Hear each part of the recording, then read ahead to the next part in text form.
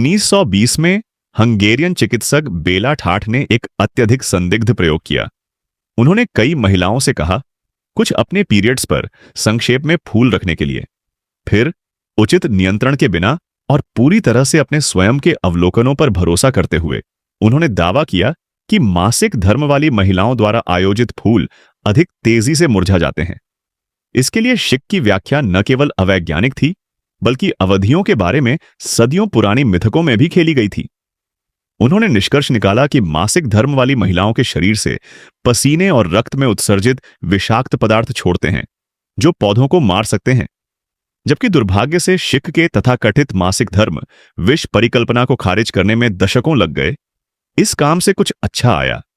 इस विचार ने मासिक धर्म तरल पदार्थ की संरचना में जांच को प्रेरित किया, अंततः एक खोज की जिसने एक बहुत ही वास्तविक समस्या को समझाने में मदद की। अवधि में ऐंठन। कहीं भी 50 से 90% लोग जो मासिक धर्म करते हैं, उनकी अवधि के दौरान दर्दनाक पेट या श्रोणि ऐंठन से निपटते हैं, एक स्थिति जिसे कष्टार्तव के रूप में जाना जाता है। व्यक्तिगत अनुभव अलग अलग हो सकते हैं, हल्की असुविधा से लेकर धड़कते हुए दर्द तक, संकुचन की तरह ऐंठन तक जो श्रम के दर्द का मुकाबला करते हैं।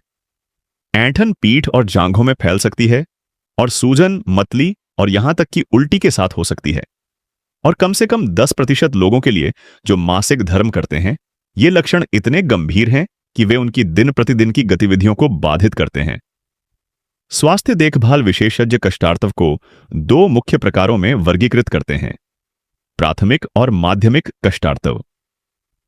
कुछ के लिए मासिक धर्म की ऐंठन का पता अंतर्निहित स्थितियों में लगाया जा सकता है, जिसमें एंडोमेट्रियोसिस शामिल है, जहां गर्भाशय के अस्त्र के समान ऊतक गर्भाशय के बाहर बढ़ता है, या गर्भाशय फाइब्रॉयड, जो गैर कैंसर वृद्धि हैं। इस प्रकार के दर्द को माध्यमिक कष्टार्तव कहा जाता है। जबकि इन मामलों को विशिष्ट स्थितियों से जोड़ा जा सकता है, दर्द की उत्पत्ति अक्सर अच्छी तरह से समझ में नहीं आती है। उदाहरण के लिए, एंडोमेट्रियोसिस से निशान और सूजन हो सकती है, और गर्भाशय फाइब्रॉयड अन्य अंगों के खिलाफ धक्का दे सकते हैं, जो दोनों असुविधा का कारण बन सकते हैं।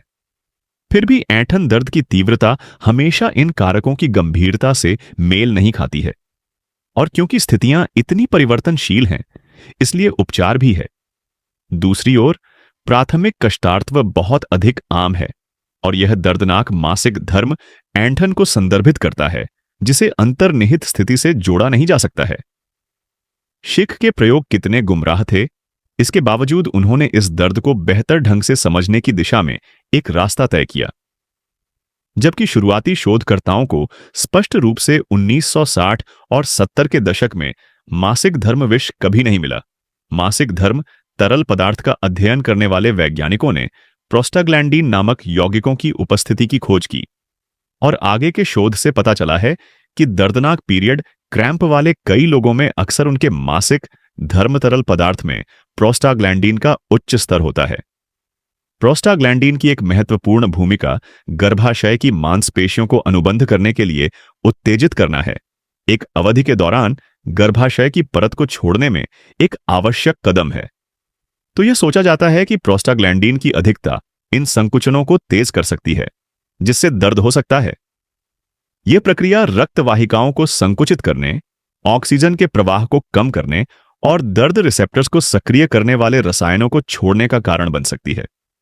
चूंकि कई ओवर द काउंटर दर्द की दवाएं जैसे नेप्रोक्सन और इबुप्रोफेन प्रोस्टाग्लैंडिन को लक्षित करके काम करती हैं, वे मासिक धर्म के दर्द वाले कुछ लोगों को राहत प्रदान कर सकती हैं।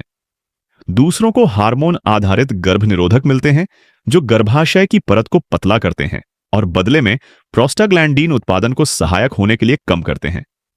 लेकिन जबकि प्रोस्टाग्लैंडिन अनुसंधान मूलभूत था और जिस तरह से हम मासिक धर्म के दर्द को समझते हैं उसे आकार दिया, हाल के वर्षों में यह स्पष्ट हो गया है कि प्रोस्टाग्लैंडिन कहानी का सिर्फ एक हिस्सा है। कई अन्य कारक संभवतः दर्दनाक ऐंठन में योगदान करते हैं, जिनमें हार्मोन, सूजन, मस्तिष्क मार्ग और शायद माइक्रोबायोम भी शामिल हैं। और क्योंकि मासिक धर्म के दर्द को पूरी तरह से समझा नहीं गया है, मौजूदा उपचार हमेशा सभी के लिए काम नहीं करते हैं। उसके ऊपर मासिक धर्म की ऐंठन के बारे में बात करना अजीब या वर्जित महसूस कर सकता है, जिससे कई लोगों को यह महसूस होता है कि उन्हें बस दर्द सहना होगा। लेकिन नियमित रूप से गंभीर ऐंठन से पीड़ित होना सौम्य से बहुत दूर है। कुछ विशेषज्ञों का मानना है कि बार बार दर्द के संपर्क में आने से तंत्रिका तंत्र अधिक संवेदनशील हो सकता है, जिससे व्यक्ति पुरानी दर्द की स्थिति विकसित करने के लिए असुरक्षित हो जाता है। यही कारण है कि इस आश्चर्यजनक रूप से सामान्य अनुभव के जटिल चालकों को सुलझाने और बेहतर उपचार विकसित करने के लिए अधिक शोध की आवश्यकता है। वह काम यह पहचानने के साथ शुरू हो सकता है कि मासिक धर्म का दर्द वास्तविक है और यह लाखों लोगों को प्रभावित करता है।